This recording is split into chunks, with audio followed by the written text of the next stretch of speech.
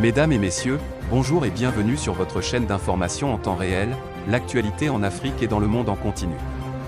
Vous informer est notre mission car l'information vous place au sommet du monde.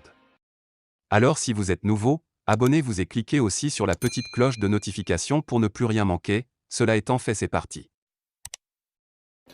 Eh bien, chers auditeurs, aujourd'hui nous continuons une fois du côté du Mali pour vous parler de la coopération bilatérale Mali-Russie. Les nouvelles sont bonnes pour le Mali, ce que la Russie prévoit pour le pays. On peut le dire sans se tromper.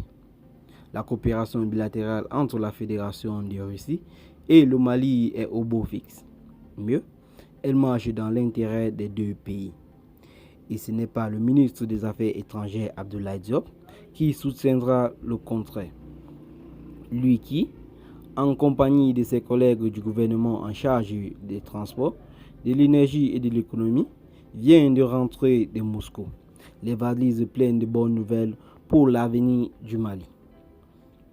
En effet, lors du séjour du diplomate malien en Russie, plusieurs projets économiques et de développement soumis au gouvernement du président Vladimir Poutine ont trouvé un échec favorable et des réponses tout aussi satisfaisantes. C'est qu'en plus de la coopération militaire qui marche très fort au grand bonheur du peuple malien, la Russie, l'un des partenaires privilégiés et stratégiques des autorités de Bamako, vient de donner son accord pour la réalisation d'un projet d'importance capitale. Il s'agit de la construction d'un chemin de fer stratégique vers le pays qui ont accès à l'océan. Un projet grandeur nature qui aurait l'avantage de désenclaver le pays de Modibo Keïta vers de l'indépendance malienne.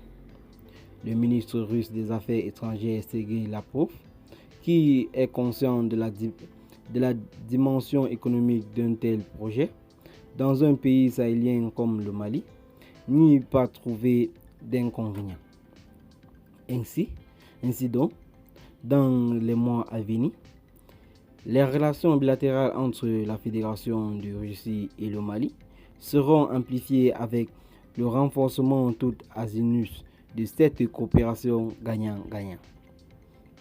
Pendant ce temps, d'autres pays africains manquant d'ambition pour leur peuple volent au ras des pâquerettes sous le poids de l'impérialisme ambiant et habilisant. Eh bien, chers auditeurs, c'est ici que s'achève cette petite note d'information. Abonnez-vous à la chaîne si ce n'est pas encore fait et activez la cloche de notification. Partagez la vidéo avec vos amis si vous l'avez trouvé intéressant. Et dites en commentaire ce que vous en pensez. Bye bye.